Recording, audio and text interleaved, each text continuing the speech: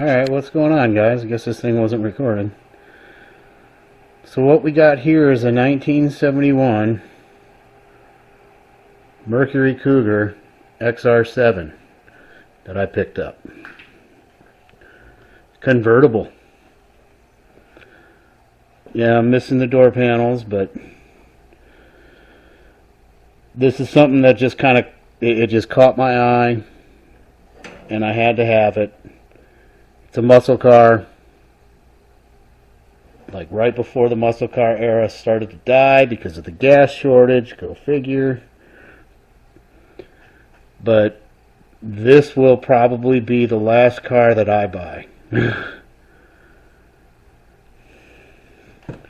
So let's have a look at it.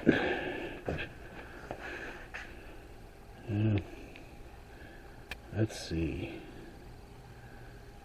Do we have a light? Where's our light?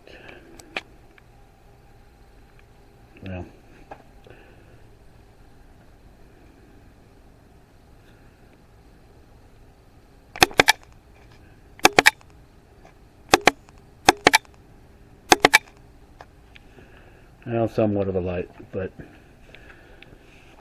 we tried to get this running before I brought it home. Got one dent there. Pretty sure I could probably pop that out. Bought a tool on Amazon, so we're going to see how that $50 tool kind of works, if it works. We tried to get it running before and get it loaded up on the trailer. Yeah, we got some fun body work to do on this. But I think we can get it. I think we can do it.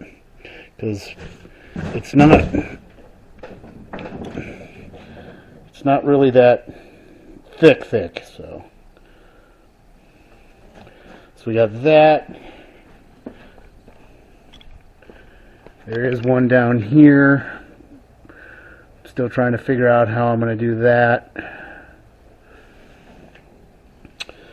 The sequentials. Oh, and I got a crap load of freaking parts for this too. That did not come with it. That's separate. I got that. Drove out to Jonesboro, picked up a whole bunch of other freaking Cougar parts in the boxes. That's the new convertible top, plus the glass. So we tried to get this thing running before so we can get it started, so we can get it on the trailer. That was a no-go. So I have not heard this run. It did act like it wanted to go, but do believe it had the gas in it wasn't very good. That is a 351 Cleveland. It's supposed, from what the VIN number said, it's supposed to be a 351 4-barrel. That's a 2-barrel. I don't know whether or not if it was swapped at one time or another, because remember, this car was built in 71, getting close to the gas shortage. It's possible somebody swapped that out with a 2-barrel to save some gas. Don't know. But it's supposed to have, even with the 2-barrel, it's supposed to have about 240 horsepower. The 4-barrel is supposed to have 280. But like I said, this is an XR-7. This is actually, the code comes up as an XR-7 Luxury. The original color of the car is supposed to be goldenrod yellow. The interior was supposed to be the ginger brown. As you can tell, it's completely different. But as you can see right there, that was the original color of the car. So when we tried to get it running, the previous owner said it had about a gallon of gas in it, and then he put another gallon in it, and I don't think anything was coming up to the front, because right there, as you can see, it's clogged. So I pulled the gas tank, and there was a lot more gas in it than what he said there was. So I filled up basically a 5-gallon Home Depot bucket plus another half of it. So it had about 7 or 8 gallons in it. Now the gas was not brown. It was still clear. It didn't smell bad, but it was still bad enough. And it probably wasn't making it up to the front because I did try blowing on that. And it's completely stuffed up. I don't know how deep it actually goes. Maybe I'll get a screwdriver and we'll mess around with it. So I don't know whether or not the line's clogged. I did not put the gas tank back in, so it is not in, and it is also not hooked up. So I'm thinking whatever gas that was pumping into it was from the line, or was in the line. So I'm hoping that that fuel pump still works. It is supposed to be brand new, but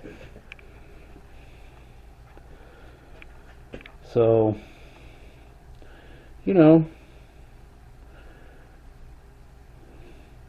Oh, and the accelerator pump was leaking.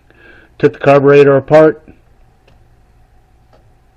put some new stuff in it, cleaned it up. So let's see if it'll run. Did get new spark plugs, new wires. Just got done putting the wires in, and let's see. I think one of these spark plugs was kind of nasty.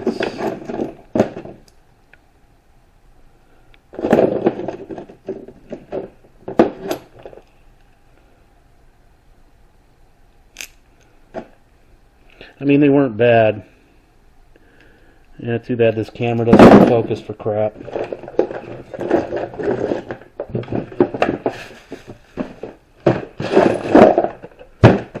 Who knows? I don't know, I only see 7 up here, so.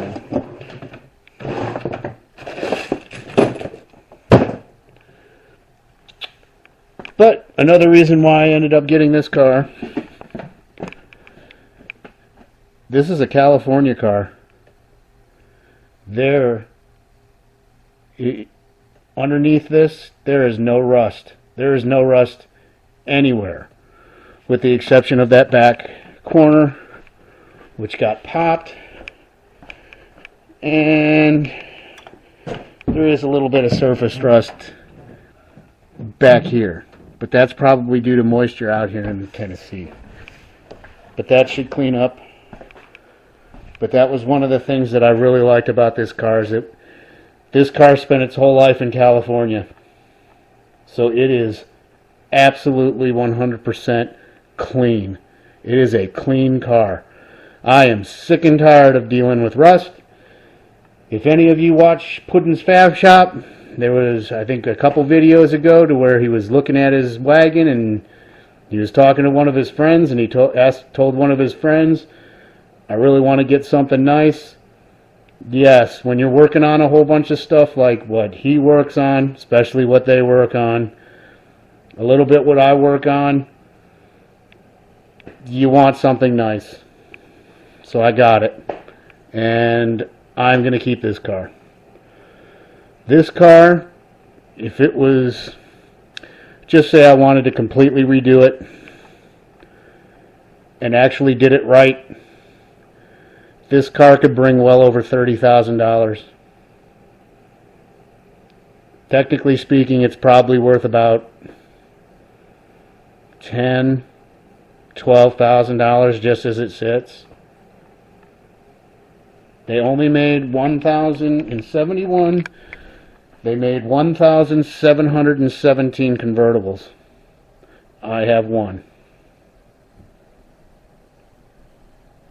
So I'm absolutely happy with this car. I absolutely love this car, and I cannot wait to get this out on the road.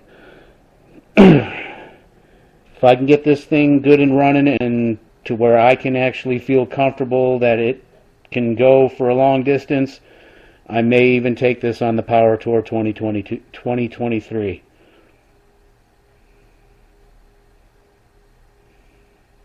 But we'll see. So let's set you up. Oh, and that freaking figures. I don't have the bottom piece. I'm going to have to go find the bottom piece.